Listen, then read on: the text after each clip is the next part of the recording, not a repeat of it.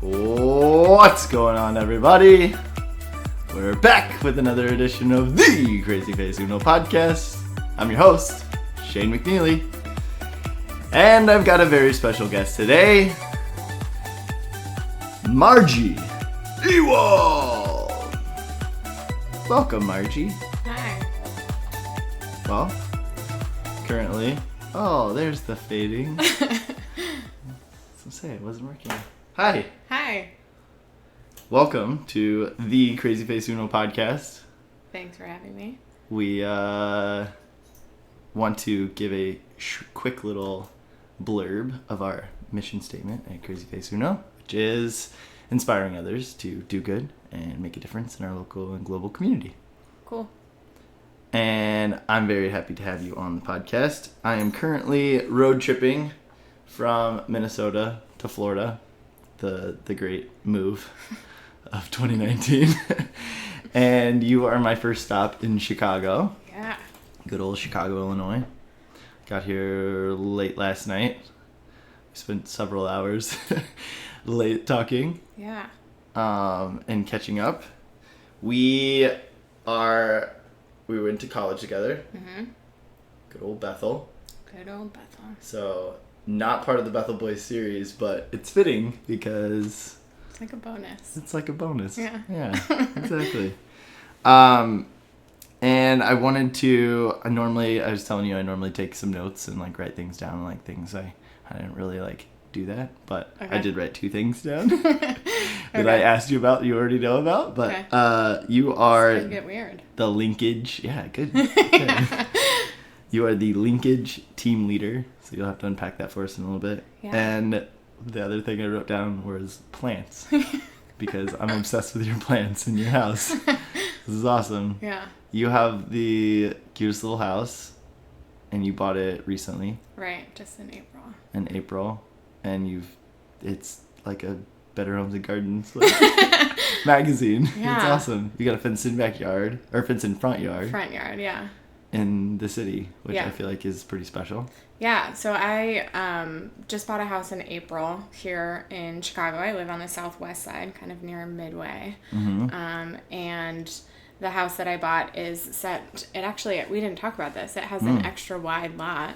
Ooh. And it's set back all the way on its lot. So like the back of my home backs up to the alley, and then I have a giant perfect. front yard. So Yeah, I haven't seen the back space yet. yeah, I would say like one house maybe on every 5 blocks or so here in the city is like this. So it's not like super weird, but it's definitely, I'm the only house on the block like this. So it's like, that was what you kind of text have me like on my way. Like, yeah. it's the only one with the driveway. You Just- can't see the numbers. It's Yeah. impossible. Yeah. But it's really cool. Like I feel like I get kind of like I get a lot more sun inside my house than I think other homes do because they're next to each other, and makes it kind of unique. That's awesome. Yeah. I really like It's it. just the cutest. I It just is. can't even stand it. And I know we were talking your favorite part, which is where, so now that you're listening to this, you've seen the picture. But I'm going to take a picture of you on the stairs because Okay. A is your favorite part, It's and my B, favorite. you got some really cool plants right there in the Yeah. corner, and I took a picture of Chance in the same spot, and I think it's going to be great. That's nice. Chance is also here, as always. Guest He's, star. Yep. He just, hangs out on the bed and sleeps on whatever, so. Yeah, I want to... Alright, so what I've been doing with a lot of my guests is just kind of like going back, and I think it's maybe, especially with the Bethel Boys, like the interest in like why you chose Bethel, and Right. kind of starting from there, but we can go back as far as you'd like. But I kind of like the life story, like the life cycle of Margie, Okay. like from the beginning to now, and All right. like you have a really cool job that we've talked a lot about, but I want to make sure we like talk about like how kick-ass you are and your job is. Okay. And so what would you say your motivation to like go to Bethel was? And I say this because for those of you who haven't listened to the other podcasts with the Bethel Boys, Bethel is a very like conservative Christian school. You don't end up there on accident. Yeah, you don't end up there on accident. Exactly. You go there for a reason. Like I found out about it because of sports, But I love the school. Like I like kind of on my visit, like I just felt like there was something about it. There was like a feeling. I was like, I like this place. Like I want to go here. But yeah, what was that for you? Like I'm sure you applied for other places. Yeah, so when I was thinking about college, I knew I wanted to be like a few hours from home. Mm-hmm. I grew up in Woodstock, Illinois, which is like northwest of Chicago. I didn't want to go like somewhere crazy far away, but also I wanted to get away. So I sort of had like maybe like a 4 driving hours, like 4-hour radius that I was looking at. And the reason Bethel came up is just because my best friend, Becky, was Becky, you should be here on this podcast Becky, right now, by the way. We miss you. And you better be listening. She had really specific like needs and wants for her finding her college. So she does sign language interpreting. Yeah. I think there maybe are like, I don't know if there are other small Christian colleges that do it, but very, very few. Yeah. And then and Bethel's like has a great program, I think.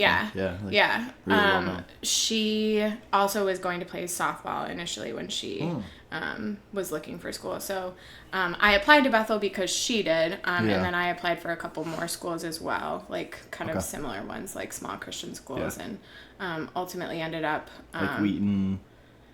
No, Wheaton's too close to my fam, so that was ruled out. You ruled that one. Yeah, like I remember Grace College. Okay, Grace. Other Indiana ones, like... I think those were the only two Indiana I actually ended up applying for. Like, I looked into a bunch, obviously, but for applications, those are the ones I did. Yeah. And then, so honestly, Becky's the reason I ended up at Bethel. Which is funny, because even talking with Derek on the podcast with Derek, he kind of mentioned, Tony was one of his good friends, and they were in a band together, and that was the only school that he applied for and just kind of went to. It's funny to look back and like I'm 31 now.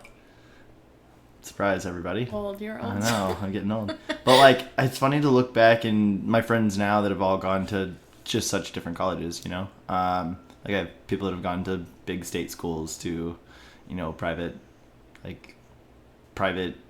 really... Conservative. Well, yeah, conservative schools and...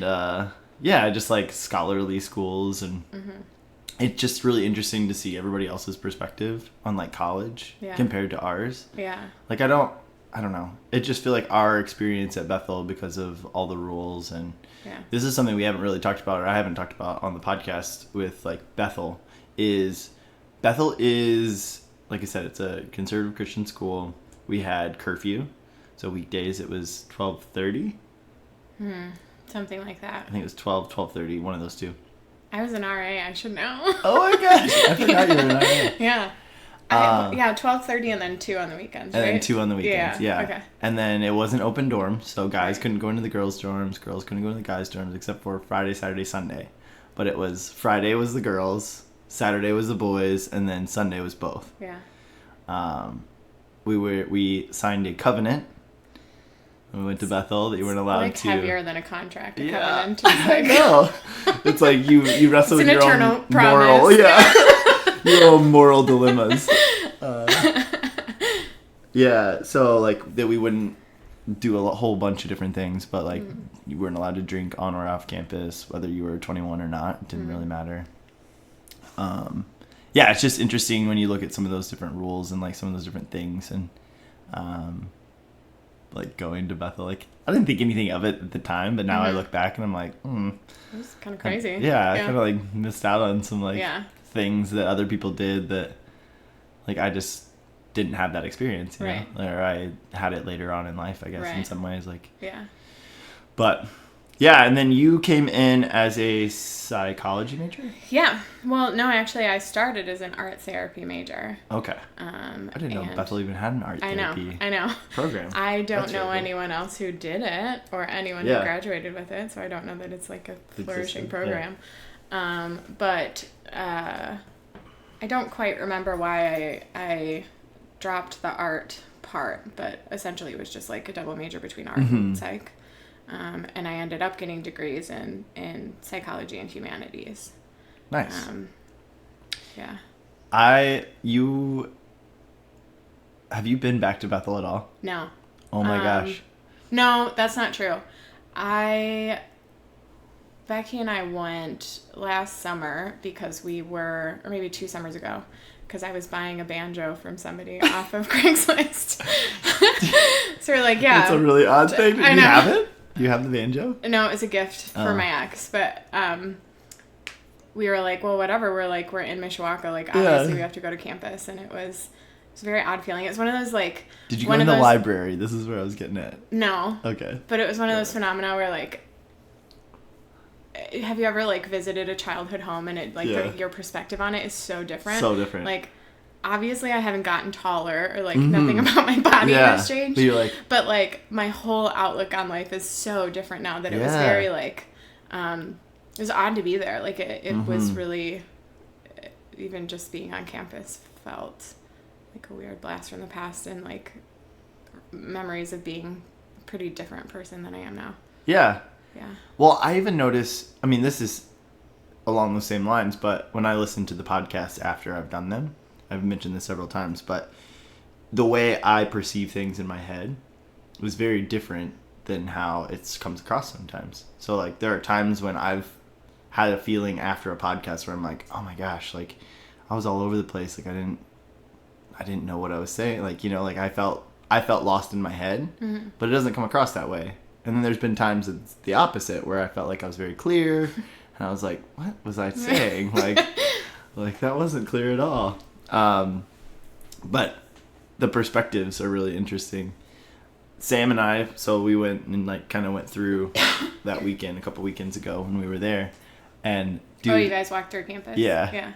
Dude, the library hasn't changed a bit. Like all the chairs are in the same exact spot. Downstairs, you know, the two like little the side like facing table things with the little plug-in deals in the basement facing the pond. Yeah, by the windows. That you would always sit in like one, like we would always sit in those. Like I just camped out for years. Yeah, my life. We both did. Like the exact same desk. It was like you knew where to find us. The red eye coffee. Yes. And I would sit at the one right in front of it, like closer to the door. Yeah. You know, in that like little alley or like the little pathway. Yeah. It's all the same. It hasn't changed at all. Weird. They've added some things on, but I'll be honest with you, I was definitely too scared to go inside buildings. Yeah. I don't blame you. And it was summertime. So there weren't very many people around. I don't even know. I think it was like a weekend day. Like, I don't even know if buildings would have been unlocked. Like, we just kind of walked through. Didn't really try anything. Yeah. But it was crazy. We walked through, like, Sam went into the nursing building and, like, looked through that stuff. And I don't know. It was very just odd. It just felt like nothing had changed, but everything had changed at the same time. I imagine a lot of people feel that way heading back to college. Yeah, like somewhere I'm sure. where you had such like you were there all the time for 4 entire years, like that. Yeah. You know, like, and especially at Bethel, I feel like we were sort of encouraged to not leave campus in a sense. Like, I think like with curfews and stuff like that, like I spent a lot of time at school and like. Yeah, it was a side product of the way. The rules and the way they ran things. Right. I don't think it was the intention, but we always talked about the Bethel bubble even. Right, like I had an academic scholarship, so I wasn't allowed to live off campus. So like I feel like in some ways like they made it so that I was there and kind of like stuck there. But anyways, my point was like it's odd to go back to a place that you spent so much time. Like it would be same to go back to like your high school or something, right? Yeah. Like somewhere where you spent so many years with such an like unique experience. Yeah. Well, and like these guys, you know, it's like that. It's those foundational times in your life too. Like you're really creating some of the like parts of who you are. Right. Like you're figuring out.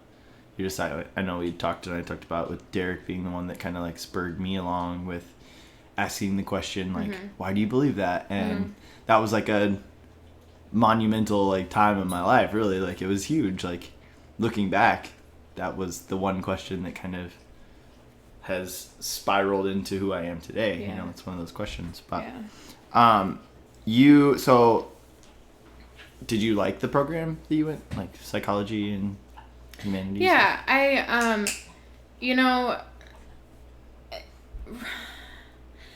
At this point, I sometimes feel, so I've completely left the church since leaving college, and at some points I feel kind of like, I don't know if like shame or embarrassment is the right word, but like I sometimes have a hard time talking about my experience at Bethel because it was so intense. Yeah. And so specific.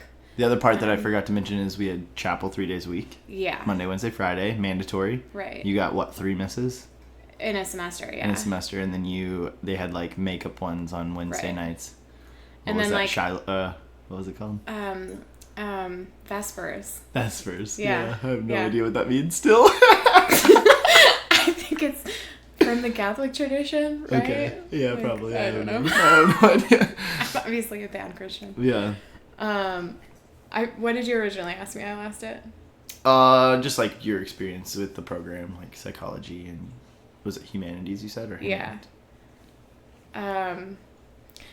So aside from some of the crazy like religion stuff, my experience at Bethel was really great, and I'm really happy with it. Like I loved that it was really small school. I knew my professors in my program really, really well, and that was awesome. Like I know other people who like went to big schools and like just didn't have that experience, and I felt like all of my professors cared about me and cared about the work that I was doing. Absolutely. And, that's the thing. I really do. I'm the same way. Like I think that it's the Christian side of things, like the like overly conservative bits. Like I don't even like regret that I grew up in church or whatever. Yeah. Like, you know. But it's 100% all, like you had access to, you know, professors that were actually like pretty awesome. Pretty amazing. Like, do you remember Dr. Carlson? I know the name, yeah. I would know him. She was like my advisor in school. Okay. And then just because of, you know, it being a relatively small school, like I knew I had certain classes with her because she taught those ones, and she's like wildly intelligent, and I think it's really special that a school like Bethel gets to have her. Like she started her career doing like lab research with rats, and like it's pretty dope that some like random ass like small Christian school has someone who's like pretty amazing like her. So like, well, even like in the philosophy department with like Chad Meister, who wrote several books, and like I know there's a lot of like really talented, like really smart and intelligent people that I think that they were there because they could have gone to big colleges, but they were there for other reasons, and it was more of like investing into the students and having those personal relationships. But it's awesome to be able to, I mean, Chad was one of those guys that I know, like, hey, send him an email, like, hey, you want to grab coffee sometime? And you just sit down and like had coffee with me for an hour. Yeah. Like, I miss like that kind of mentoring environment where I feel like people were genuinely invested in each other's lives, and like did you have Ted Bryant much? Yeah. He was my mentor. His wife was mine. I don't know if we ever talked about this. No, I don't know if we did. Angie. Yeah, Angie. Yeah. Yeah. For like good old Ted. I think 3 years. I used to watch their kids all the time. Like, they're really they're awesome. Great. Good family. Really cool. You went on. Did you do more than one master's program? No. No? Just one. Just one? Yeah. I thought you did more than one. I thought you were like... I think I told somebody the other day, I was like, yeah, I think she did like 2 master's programs. Yeah, dude, I have all the masters. I just think you're like really super smart. I could always like remember being like... I feel like you were just like very much dedicated to like learning your craft and... Interesting. Yeah. You don't feel that way? I don't necessarily perceive myself that way, but I think that's probably true for all of us. Yeah. So, what was your master's program? Master's in social work. Social work. Yeah. From? University of Illinois at Chicago. Nice. Yeah. Did you like that program? I kind of feel like grad school is something you just survive. Okay. And certainly grad school or a master's program in the mental health field, like honestly, I tell this to my staff now, but I feel like grad school is just something you kind of get through and you get your letters and like you really get good at what you do by doing it. Yeah. So I don't know. School was fine. I feel like my program was no better or worse than others I've heard of. UIC actually has a pretty cool program. I don't know if you've heard of Jane Addams. She was this dope. I don't know what you would call her. Like she was kind of like an original social worker. Like she lived in Chicago. She started the Whole House, which was like an orphanage. She started some really cool programs here in the city. And so the UIC's social work college is the Jane Addams College of Social Work. Oh, interesting. And it, even though it's a state school, like it's ranked in terms of MSW programs. Honestly, that had nothing to do with my decision to go there. Like, I got in-state tuition and it made sense. I would say like my experience or my program was good. Grad school is just hard. Yeah. It's just hard. What made it? Was it just the workload? Yeah. So people who are really smart will get a bachelor's in social work and then have to do only have to do 1 year to get their master's. Obviously, like Bethel didn't offer social work, and I think I would say like my life in general has just kind of unfolded before me. Like I never had like a big plan, so I don't know that I even knew I would want. I never would have at 18 at least couldn't have told you I wanted to do social work. So I had to do a 2-year program, and like I had to be at school 2 days a week. I had to intern or work for free for a couple days a week, and then I like had 2 part-time jobs. So it's just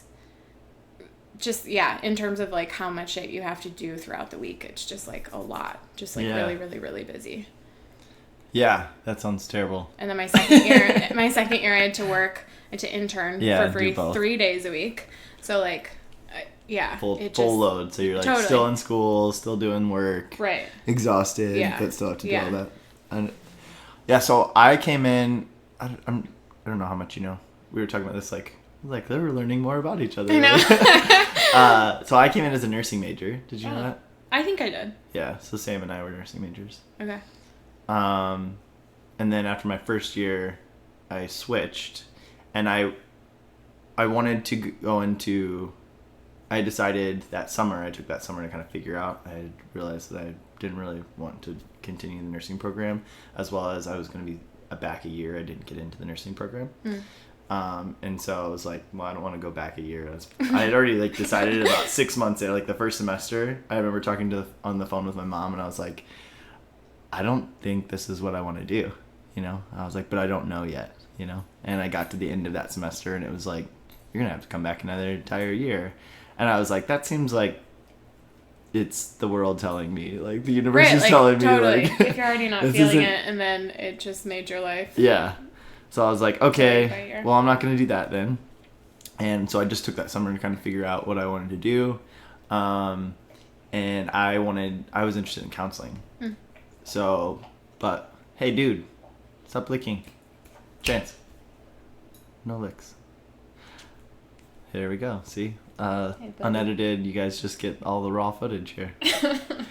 There's the little licking sounds in the back. In the background.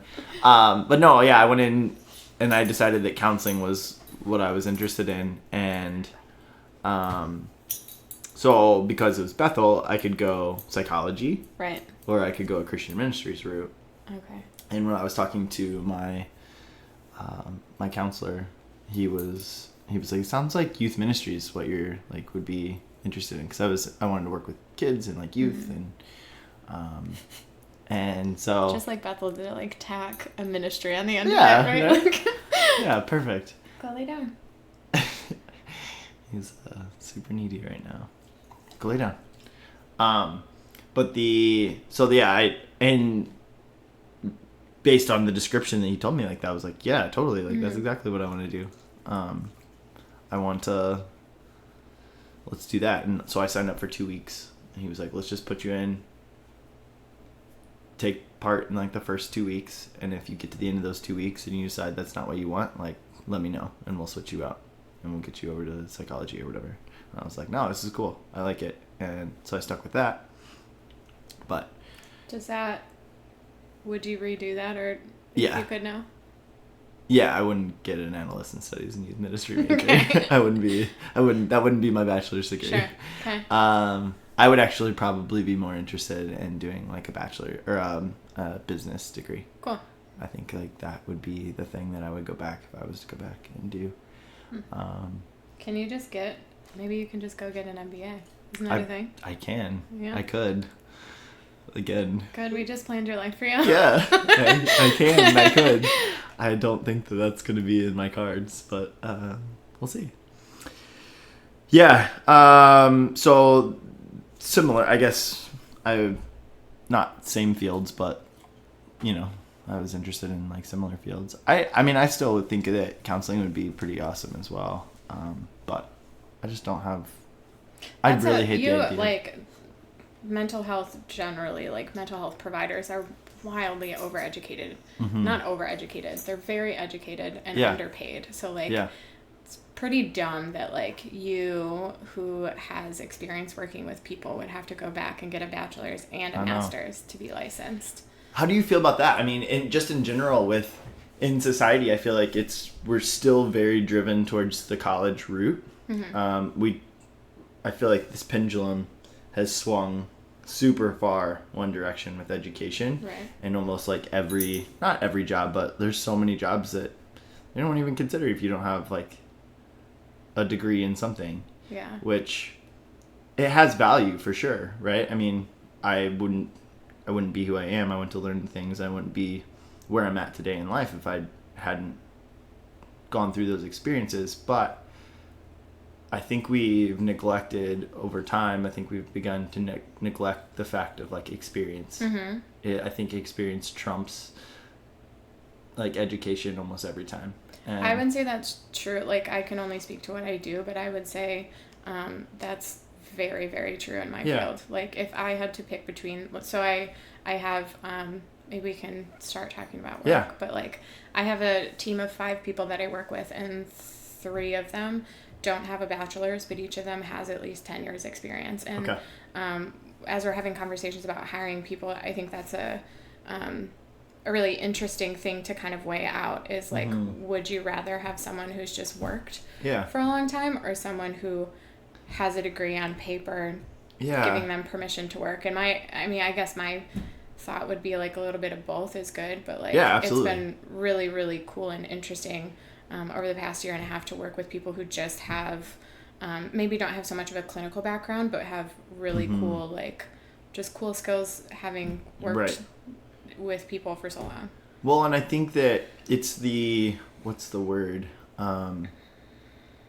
Like apprentice type stuff. I think we've gone away from that direction, which that was your college education way back in the day, Right. It was like you spent time underneath someone and you learned the trade that you were like wanting to go into. And I think there's a lot of value personally in programs that would offer something like that, The school that I used to work at, one thing I really did appreciate about the school was they had a teaching program. So if you were enrolled into the teaching program, they would hire you as a teacher, and you just had to continue to finish your education, but you had like a variance based on because you're in the education, like cool, you're getting your education in special education or whatever that was, and then you would be basically you're hired, and then you're like you're already there, right? Which I think is valuable because a lot of people came in as the paraprofessionals or the education assistants, and you had all the experience. You've been around these kids for a long time. You know what you're doing. So then a lot of the people that I work with are going back to get their education license and in special education. Yeah. And it's not that they're not qualified. It's not that they can't do the job. It's just that it requires to have the education license. And so you have to have my field is kind of like that too. If you don't have a master's in like an appropriate area, you essentially like are kind of boxed out of a lot of positions or opportunities because of how kind of licensing works in my field. And it's almost like, to use analogy, it'd be like quality over quantity or quantity over quality sometimes, where it's like you could get a quality person that's going to know the ins and outs and be great with people and that could learn the other side of things, but they're filtered out because they don't have that side of things. So then you've got people that are overeducated or highly educated, but maybe don't have the personnel skills to integrate with people, and especially in your field. Can you give us, you are the linkage team leader, you said. Yeah. What does that mean? What is your job? Yeah. How do you describe your job? Okay. So I work for an agency called Trilogy. We provide outpatient mental health services to people who live in the community. We work with people with, there's essentially like 2 qualifiers for somebody receiving services, and that's to have Medicaid insurance, which means that we primarily work with people who are low income. Yeah. And then they have to identify as having a mental illness. Okay. So that could be anything from just like occasional panic attacks or PTSD all the way up to like schizoaffective disorder, psychotic disorders, personality disorders. Yeah. So what my team does is we're kind of under the hood of the intake department where we get new clients. So to like explain a little bit of the backstory of why we have this team is that staffing at mental health agencies is always a disaster. It's just hard to keep good people in positions. Because of the underpay. You think it's because of the pay, or is it? Yeah, and my agency does a really good job of paying us fairly, but because we bill Medicaid, and Medicaid in Illinois, certainly and probably everywhere, is just like a shit show cluster. I think people don't stay because the pay isn't great. It's really hard. Like, it can be really, really draining. Our clients are really, really sick, and we come up against really hard systems sometimes. Yeah. But anyway, so we have this linkage team because we often, for whatever reason, have more people coming in the front door than we have space for on our outreach teams. So as long as a client remains eligible for services, they can stay with our agency as long as they want. So we place them on like a permanent outreach team where they can stay as long as they're eligible. But so my team, my 5 staff and I, work with people like after they've completed their intake process. Before we have a space for them on a permanent outreach team, we offer like brief and limited case management support in between like coming in and seeking services and then kind of getting connected to that long-term care. Yeah. That's awesome. Yeah. So I meet a ton of people. Yeah. Which is awesome. I really, really enjoy getting to know new people. Yeah. I know you've explained this to me a little bit, but do you keep those clients when you get them? Like, are they like people that you stay with like long term, like throughout their duration? So that's the thing that's like different. So I've been at the same agency since grad school. I started there because I got an internship that I was like not excited about. Yeah. And now you're I've been there 5 years. Now you love your job and it's awesome. Shoot. Long-term keeping clients. So thank you. We do not. Kind of the nature of the team that I have is that like it's all short-term in anticipation of people transitioning to those longer-term teams. Gotcha. Do you like that? There's pros and cons. Like, I've always really enjoyed the idea of I think relationships are really, really powerful. And so the idea of knowing someone over a period of like years, and seeing change with people and there's value there for sure. Right. Staying constant for people. I really, really enjoy that experience. In the same breath, it's really nice sometimes to like, pass on a really difficult client or like Sure. Well, and I'm sure different perspectives too of like, you know, it's like with anything, you get used to the thing. Like, I'm sure you're getting used to things in your house that you know, somebody might come in and notice that you didn't notice, or you get used to. Right. Like our house that we no longer live in, it had like the floors were literally our inspector wrote excessively squeaky on his inspection. Yeah. Okay. And they're like super squeaky, but like Dana and I don't even notice it. Yeah. It's just like part of our life, you know, like you don't even think about it. But everybody comes in like, oh, your floors are really squeaky.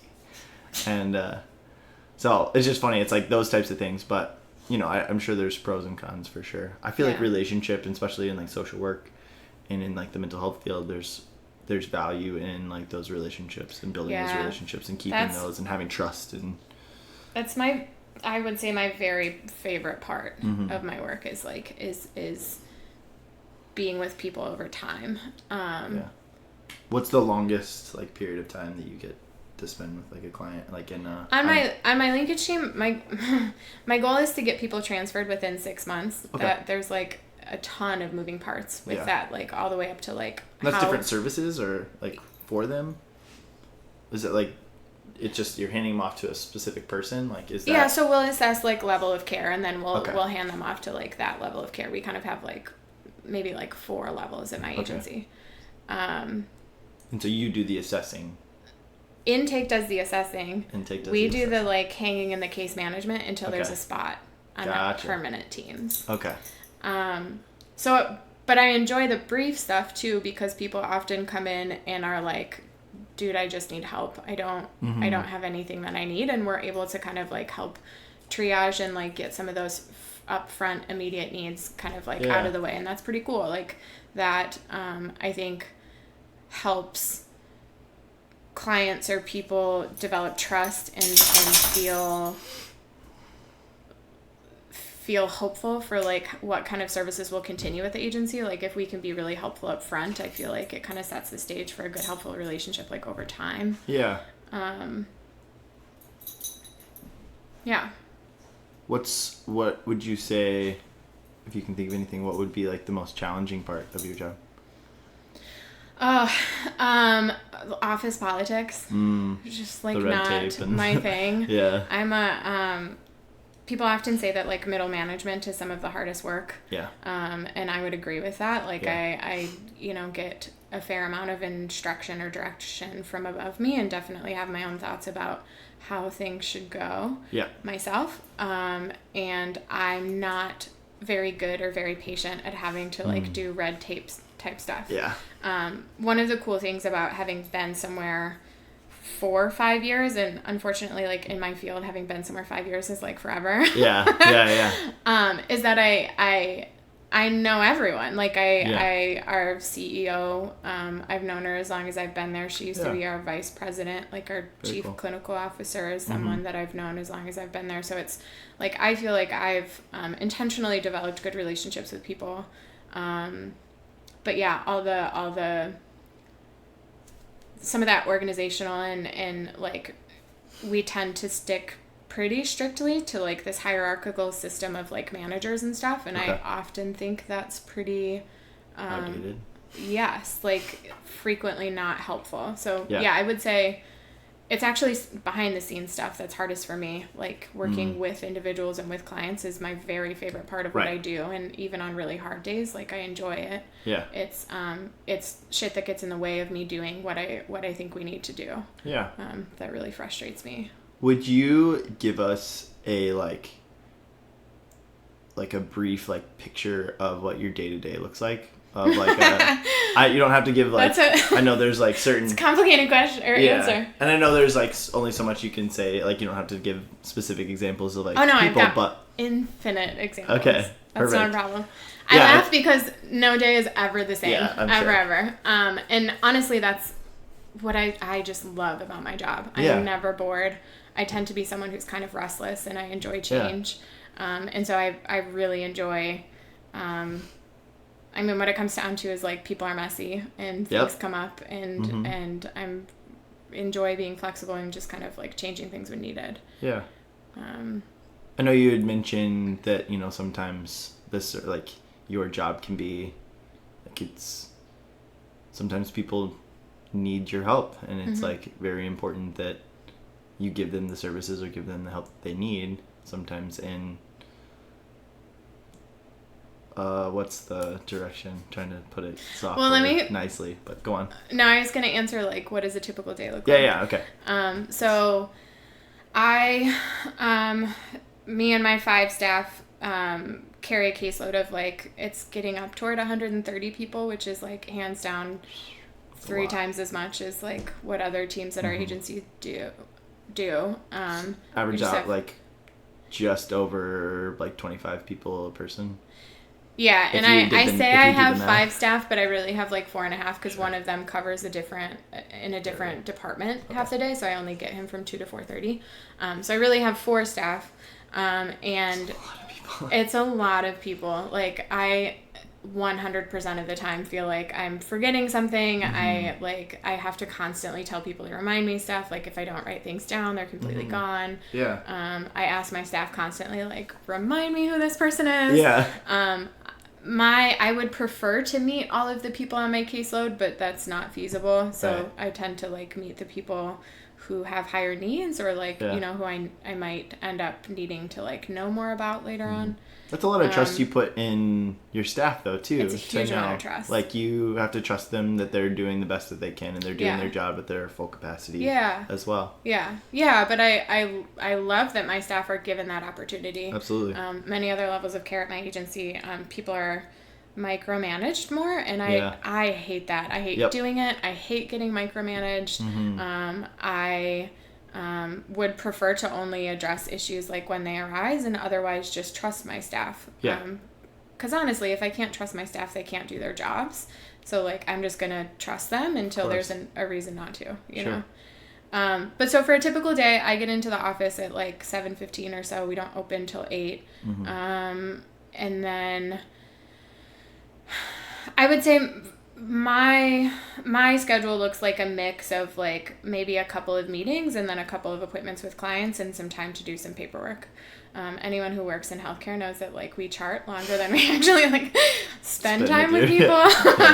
So there's a lot of paperwork, and then just having so many people on my caseload means that like you know, I could spend in a couple hours every day just kind of coordinating care with people, like talking with family members or following up with things.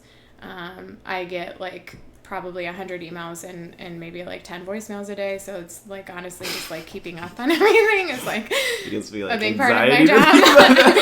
Me too, honestly. But like I learned to just kind of like sit with it and it'll happen when it happens. Right. And like I tend to find that like even when I make mistakes, which I do regularly, like as long as I have a positive attitude and I'm apologetic and prepared to do whatever I need to do to make it right, like typically I'm met with grace. My like motto these days with this move and like with my life in the last like few months has been just trust the process. You know? It's like that's like a classic social work phrase. It's like I know what I think. There's nothing I can do. Everything that's in my control, I'm doing that. So like I just have to trust the process. But that's hard when like your whole life is in a truck somewhere. Somewhere. Who knows? Between here and Florida. And the rest of everything's in my car. Exactly. So how do people get in contact with your services? Like, do they come, you said you had an office. Do they come to the office? Do they call? Is it like you get people that get referred from other services, or how does that work? There's a huge, like, there's a ton of ways people get connected with us. It could be, we have walk-in intake hours, which is like dope and really important to our agency's mission, is that we're always accessible for people. Even if it's just to say, we can't help you with that right now, like, but let us help you find some resources. That's a really important part of our agency's like mission and being in the city, is that like we're available to anyone who qualifies. Otherwise, we get a lot of referrals from like hospitals, referrals from DHS or Department of Human Services. That's where people get like Medicaid in Illinois. Friends and family, other clients will refer friends. People walk by and are curious. Like it's pretty random. That's cool. But something that feels really important to us is that we have space to at least like have a conversation with kind of anyone who wants to have a conversation. I think that's cool. Yeah, that is cool. Now, what does your, I guess, what's your outreach to people? Like, what's your, not marketing because it's people, but like, you're obviously putting yourself out there. You're wanting to have people that need help come through your program. So what does that look like for your company or for your group? Does it exist, or is it just like... I feel like it does exist. In the same breath, generally in the U.S., there are more people needing support and seeking support than what's available. So we... I came over to our intake department in March of last year, so I've been with kind of on that side of things for about a year and a half. And at least for that long, and it sounds like much longer than that, before I came over, there's pretty much always more people needing help than we have space for. Okay. So we don't do a ton of like outreach or marketing like we do. So we call it open access, or like our open intake hours. We have, we do it 5 days a week at our main location, and then we have 3 or 4 offsites where we do it. So we do some like outreach into the community on the intake side of things. Yeah. And I know that's something they've talked about a lot, is like, how can we continue to like get new clients? But honestly, that's not an issue we're having. It's not like we have like a shortage of stuff to do. Yeah. Yeah. I just guess I know, I've been interested in like just sitting down with someone, maybe like a therapist, or talking with someone myself. But I feel like, do it. I've been seeing someone for 2.5 years, and it's absolutely the best thing right. I've done. But I guess my point is like I don't know where to start in some ways, and so that's why. Can I give my own commercial spiel for like how anyone out there could start seeing a therapist? That's why I'm asking. Yes, please. Yes. Okay. Please do that. Okay. And that's his information for me. I am the hugest like proponent of every person going to therapy at some point in their lives. Even if you don't have like a specific thing you want to work out, I think it's really, really powerful for everyone at some point to have a relationship in your life where you get to be completely selfish, and that 1 hour a week or whatever is just about you. Yeah. So I always tell people that I think the best resource is to go to a website. It's just Psychology Today has a really good website, and a good, what's so cool about it is that they have a really cool search feature. Like you can say where you are, what kind of health insurance you have, preferences about a provider, like if you prefer a certain gender, if you prefer a certain specialty or whatever, and then it just gives you a list of people you can call. Okay. One of the things I and they give you like regions, or like you'll put in a zip code. Okay. Yeah. Yeah. Perfect. So yeah, it's this amazing. is exactly like what I'm talking about. Like everybody refers. So I've asked multiple people about this. So Chance referred you to. He's technically my service animal. So he's like my service dog for emotional support animal. Yeah. And so like I talked to a therapist on the phone about things that I've been going through, and she and I asked the question like, do you know people in Florida? Like she's a therapist in Florida. Like how do I, like, I'm moving down there. Yeah. I would like to seek service. Like, and she's like, well, just go through your health insurance. Yeah. That's many people's like first response. And we all know that that's shitty and annoying and would take like 6 hours, and none of us will actually do it. Right. So true. That is a way anyone ever can seek any kind of provider. Like even if you wanted to see like a dermatologist, you call your health insurance company, you see who's in network, and you figure it out. Right. This is easier and better, and I would say like a more maybe like millennial way to seek it. Like you see a picture of the person, you read a little profile, you like I like that. Like that's the reason that I haven't done it sooner, is because you don't want someone over the phone to give you a list of people you're gonna go like share your soul with. Right. I want somebody that you want to see a picture and be like, oh yeah, he looks dope. Like yeah, exactly. Yeah. So okay, that's really awesome. So that's my plug for like I really do think that everyone should try it at some point, and it's wildly beneficial and I know a lot of people like self-love, I think, right, to take care of yourself and your brain. I know a lot of people in my life that do or are or have, and I don't have any problem saying that, like, it's not about my own pride, like when you need help, you need help. When you need to talk to somebody, you need to talk to somebody. And I think that's important. It's good to hear you say that. I think a lot of people still have there's a stigma, internalized stigma too, right? Where like you inside yourself are saying like, well, I'm not crazy, right? Like I don't need someone because I'm not crazy. Yeah. And I hope that I see this happening, but I hope that as a society we continue to kind of explore this idea of like self-care, self-love. Yeah. How to be whole, right? Like how to be a whole person. Yeah. I felt, and I'm an open book too, so like last fall was one of the hardest times for me, and I don't know what spurred that. I don't know where that came about, but this is the lowest part of my life. I've never really like experienced a like low point like that, and I'm a crier, and so it's happened a couple times on the podcast, but here it is again. I'm a professional. I can handle it. Therapy me. No, we were joking about that when we were texting the other day too. I was like, well, gonna have to spend all the money on you, but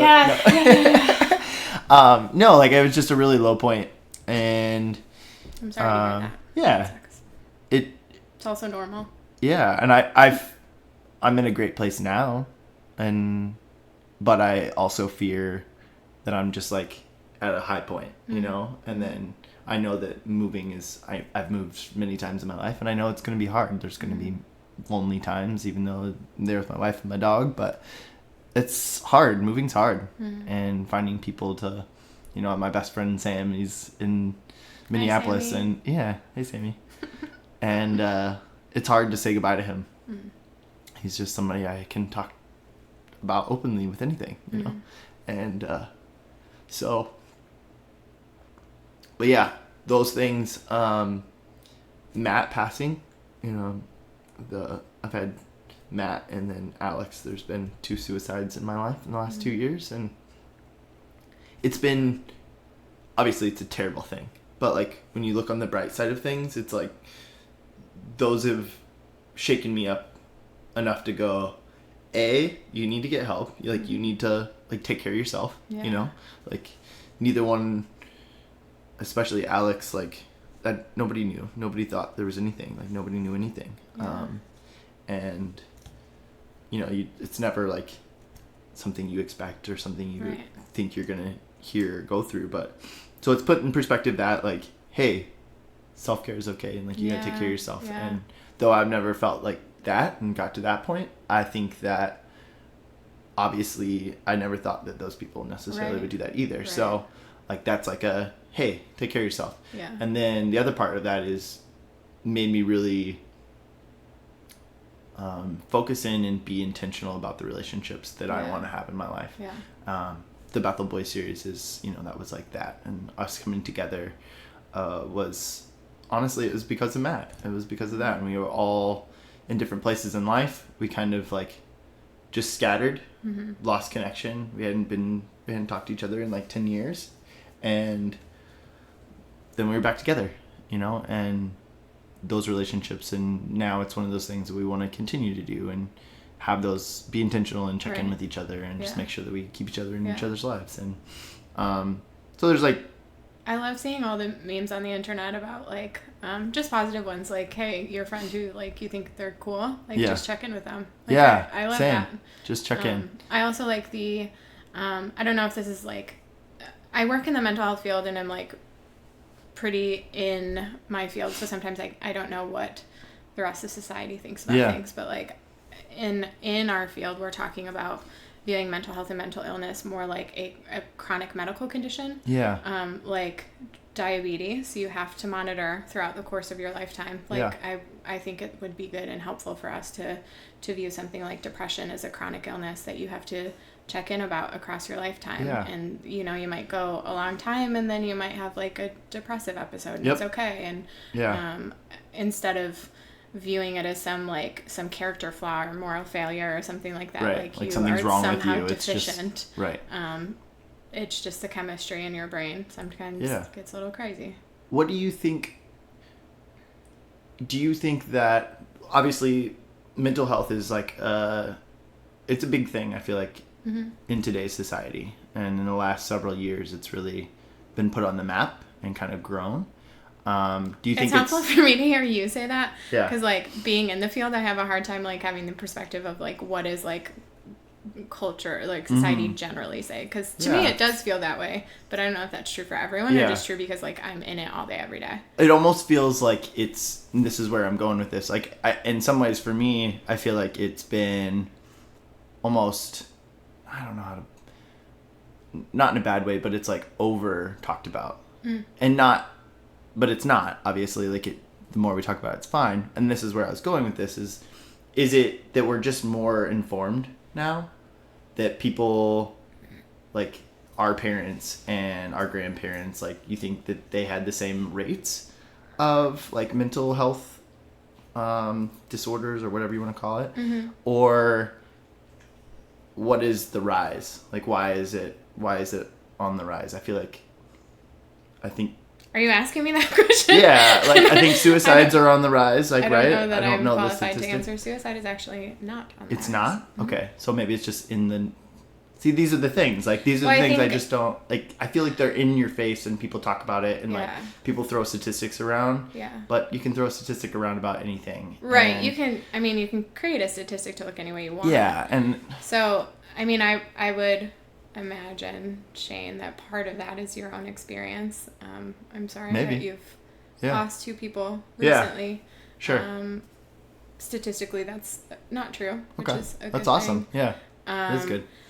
And I think to answer your question about, like, just maybe diagnosing mental health issues or whatever, like, I don't know that I'm... That's a much bigger question than I can answer. But in my experience, or from what I know, the DSM-5 came out when I was in grad school. So our what new... is that? DSM-5? Yeah, the diagnostic... What's the S? Diagnostic and something manual for mental health. Okay. It's our diagnosis, our diagnostic book. Yeah. Like the ICD or the international shit. No, it's okay. Put you on the spot, anyways, too. it's what we use to diagnose people, right? Like a new edition of it came out. It must have been, I was in school, so it must have been like 2014. And every time they come out with a new edition of that manual, certain diagnoses and criteria and stuff, like they edit it and update it and change it every time. Sure. And so I think diagnoses are getting broader. So, for example, we used to have Asperger's. Yep. Right? Yep. That's not that diagnosis itself is not a thing autism anymore. Spectrum. Right. So now, do you like that or no? Hang on. Okay. Let me get you in. Keep cutting you off. So instead of having Asperger's and then autism disorder, we just have autism spectrum disorder, and then you have qualifiers. So you could diagnose someone with like mild autism spectrum disorder with social anxiety or something like that. And the idea is that instead of putting someone into a very specific box, now we're looking at mental health in terms of like a continuum with specifiers. So you could have something like major depressive disorder with psychosis. So like if when you're really, really depressed, you start to hear weird shit, but you don't when you're not depressed. Like we're able to describe things a little bit better, I would say now. People certainly have lots of thoughts about like those diagnoses like changing and stuff, but I think it's easier to diagnose. And so I wonder, to answer your bigger question about like, are people just sicker now or not? Like, I think we're getting better at diagnosing, and psychiatry is a relatively young science, right? Compared to like math, like psychiatry's only been around like a little over 100 years. So I don't know, that I think that's a confusing question that has like a lot of confounding variables, right? Right. Like, it does. Are we just seeking services better? Are we actually sicker? I think we just know more. And like you kind of just said, like you know how to diagnose it, and you know, and I guess that's the part that I like I don't know. I feel like it's being diagnosed more now. And I guess that's my point. And why is that? Is there certainly, as opposed to like 30 or 50 years ago, like people are more willing to seek help. Yeah. Like my mom, like when, when she was a young adult, and even now I think has different biases about seeking support than I do. I think different generations of people certainly feel very differently about it. And I think our generation is much more open than past ones have been. Yep. Yeah, I know there's obviously a lot of like social variables that kind of go into some of those. I mean, I think there are obviously a lot of pros to social media, but there's also a lot of negatives, I feel like, as well.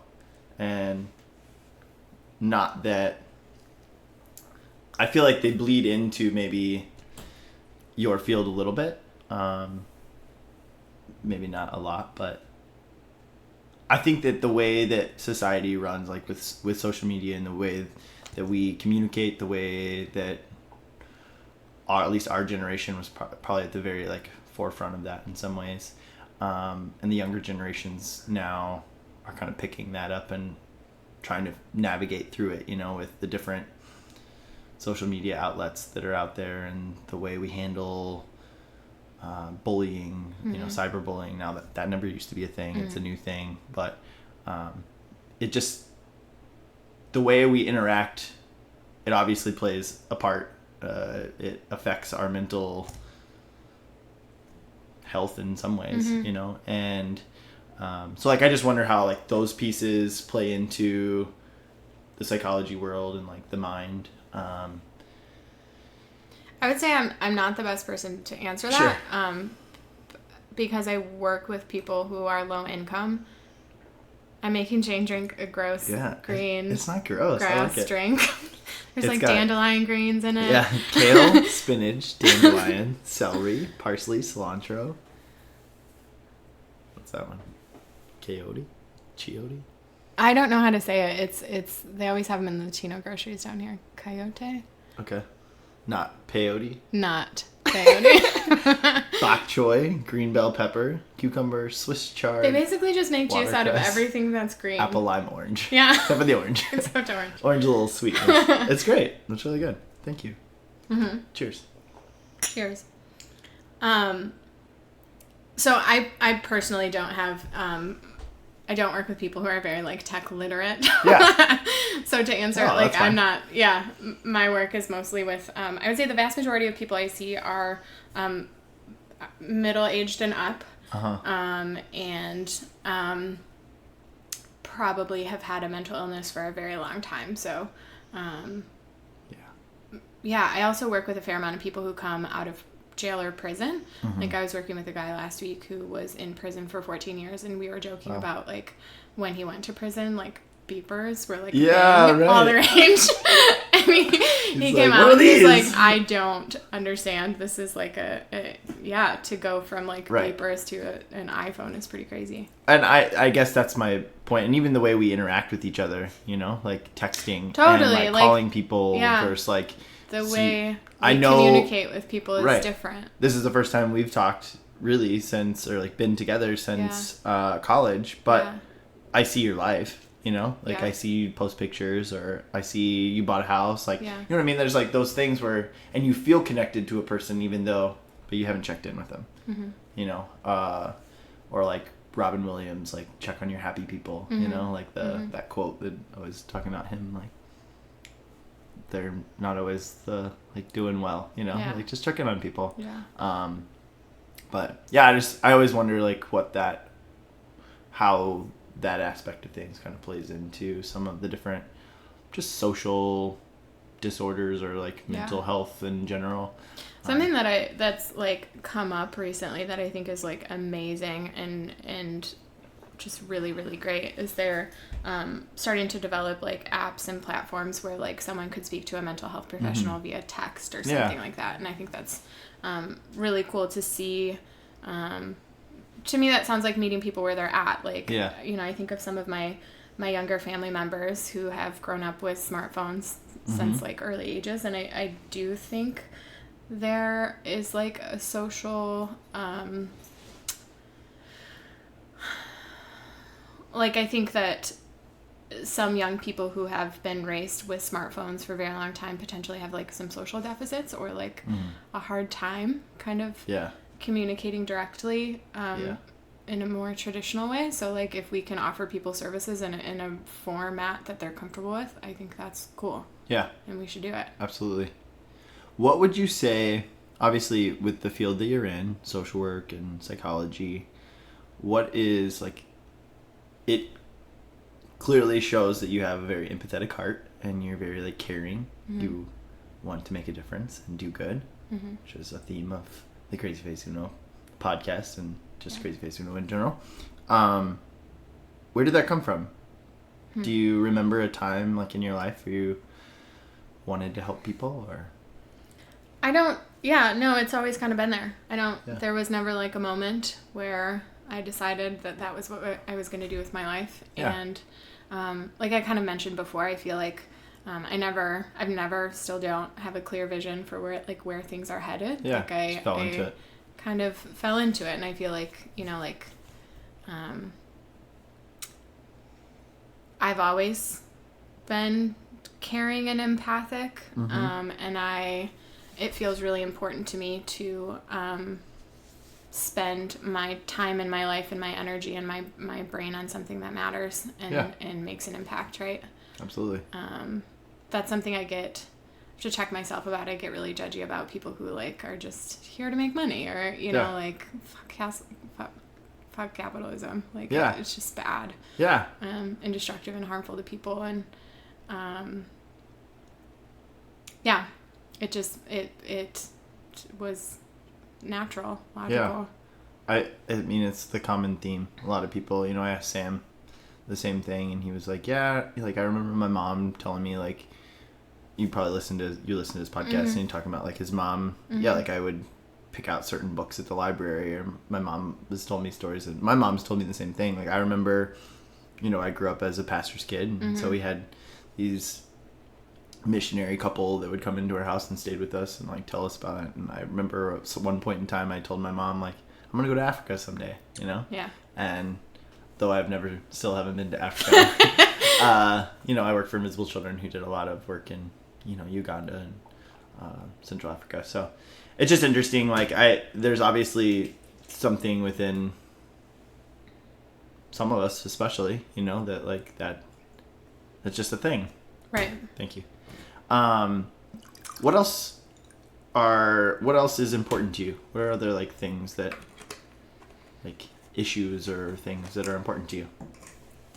Feminism. Yeah. Tell me about that. Yeah, it's been interesting to I would say discover feminism. I would say it was like I was born into it. My mom's family has always been we've been really close. They're very, very important to me. Yeah. Everybody on her side of the family had kids really young, so we had my great-grandparents around until I was in college. And my grandpa, we call him Poppy, raised 3 girls. Yeah. And my mom and her 2 sisters, I think, are just like, they're all just like badass. Like, they're just bad bitches, and they go do good, important stuff. And it, when I was growing up, obviously I grew up in the church, and at this point I'm thankful that I kind of had some of that influence, because I can trace it back a really long time, that, like, absolutely. I think my grandpa is kind of like a guy's guy, and I think he would have loved to have a bunch of sons, right? But, like, he ended up with these, like, 3 women, and I think it's pretty dope that he just was like, all right, well, we're still gonna do all the stuff, and like to my one of my aunts is an emergency room nurse. The other is an elementary school teacher, and then my mom just got her nursing degree a couple of years ago, and so they all do very meaningful, that's awesome, person, people work.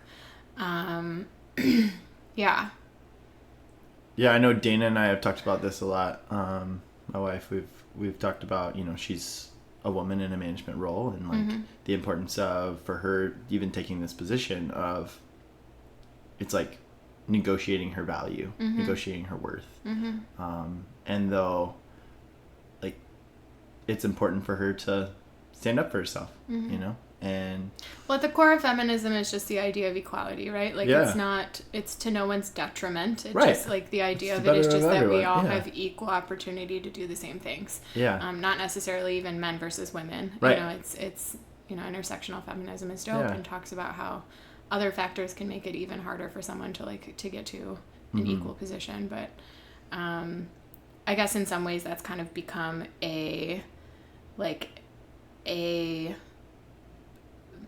driving force, or I wouldn't necessarily say, like, maybe, like, part of my mission statement is, like, in life, like, the idea that I would like all people to have equal opportunity for things. Empowerment almost. And it's been really cool to, like, kind of be having those thoughts as, like, I'm a single person, I'm a woman with a professional degree and a pretty dope career, and now I own my own house, and that feels really important to me. It is important, and it's awesome. I remember You're killing it. Thanks. Yeah. I remember having a really cool conversation with a friend of mine who They have 2 kids. One is like 4.5, and when they found out that when they were pregnant with Frank, found out that he was going to be a boy, the dad, Tony, said to me, like, oh man, I'm kind of bummed. I really wanted to like raise a feminist girl. And like we ended up having a really cool conversation, because I was like, like you can raise a cool, dope feminist boy. Yeah. Like, that and you respects should. women and like believes in equality. And, I've always talked about it with Dana too. It's kind of the same way of like, if we have a girl, it's like, I'm going to introduce her to wrestling just as much as I'm going to introduce the guy to wrestling. Right. Like the point is just like... She's going to be a badass right along with like whoever. Like, I don't care who it is. It's like, I want to take her fishing. I want to take, like, or if I have a girl, like I want to... I don't think there's anything wrong with those things. And no, I think it's dope. I grew up with 3 older brothers. Yeah. And my fam was really good about... really, in a lot of ways, not treating us super differently. Yeah. Like, my one perk is that I always had my own bedroom growing up. Like, you didn't have to share? I didn't have to share, and the boys often, all 3 of them in a bedroom, and I had my own. Yeah. Suckers. I know. Yeah, that's awesome. Feminism. Yeah, that's cool. Why don't we kind of wrap things up? Okay. But I would love to hear maybe one of your most memorable or favorite stories from college, if you have one. With you? With us. So, like, to preface this, Margie, Becky, Sam, and I, we all were, like, best buds. Yeah. Just every memory of the 4 of us is my favorite. We used to do, like, lip-syncing videos. Oh, my God. Music videos were so good. They were terrible. We should make one. I was thinking that, too. Yeah. Send it to Becky and Sam. Yeah, absolutely. Done. It's on the podcast, so it has to happen now. Yep. Okay. Absolutely. We've talked about it multiple times already since I've been here about the bubble tea tapioca wars we'd have. Oh my God. We'd get bubble tea. It's funny because I forgot that you didn't like it till you told me that. I hate it. No, I hate it. She doesn't like the tapioca pearls, but she would get like them. It's like fish eyes, slimy fish, gross stuff in your mouth. They're so gross. But she'd get them just to spit them at each other. Which I think is hilarious. I was willing.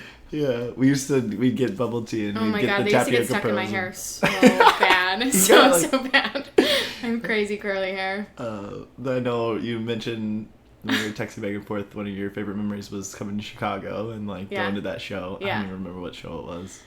It was like... I guarantee you it was... me and Becky have friends in a band called 5 Foot 56, and they're like a Christian Celtic punk band, so they always had like really fun like punk shows and stuff. Yeah. We probably were going to Reggie's. I'm almost positive we were going to Reggie's. A little tiny place, you walk in. Like a little no, stage. I weirdly was there like a month ago. Yeah. For the first time since college, and it was like different than I remembered. Yeah. But I'll post that picture of like right after I gave you a little throat chop. Oh my God. And you're like holding your neck, and I'm like looking away, and we're all like saying the best way to disable someone is to karate chop their atoms. You're welcome. Equality. Thank you. But what was your original question? Favorite memory? Or a few. You don't have to just stick with one. I think my favorite nights were... it must have been either beginning or ending of a school year, but going down to the Riverwalk by the river in South Bend and just kind of like hanging and like getting into Bethel level of trouble. Right. We used to go down there. We used to smoke Swisher Sweets. Yeah, exactly. Or like sometimes we'd go grab like fancy cigars and like Joel Hartzell and I would go down there. We'd grab like Tim and some of those, like it was funny. There's no way people didn't know. Like we came back smelling like cigars. Like I wonder if we were all just so naive that like some people didn't know what it was, and those who did were like, "Okay, it's a cigar." Like fine. Yeah. I don't know. It's very possible. I remember I'd always come back and like get a shower, so like I didn't smell like. I remember one night we went over to Hannah Kramer's parents' house in wintertime and went in their hot tub in the middle of winter and maybe drank some... Was I there? Alcohol. I don't think I was there. I don't know. It was like that whole crew. I don't know if you were there or not.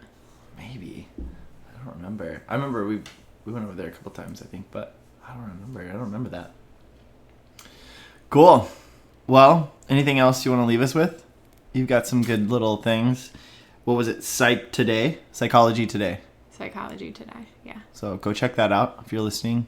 Even if you don't feel like you need to talk to somebody, check it out anyway. Go see what it's about. Know your resources and tell other people about it. Yeah, I guarantee you know somebody that's dealing with some mental health issues. So be informed, know what's going on, and help them out. Help people out. Don't forget, check on your people. Check on people and make sure they're doing okay. Be intentional about that. Those people are important to you, and don't forget that they're important to you.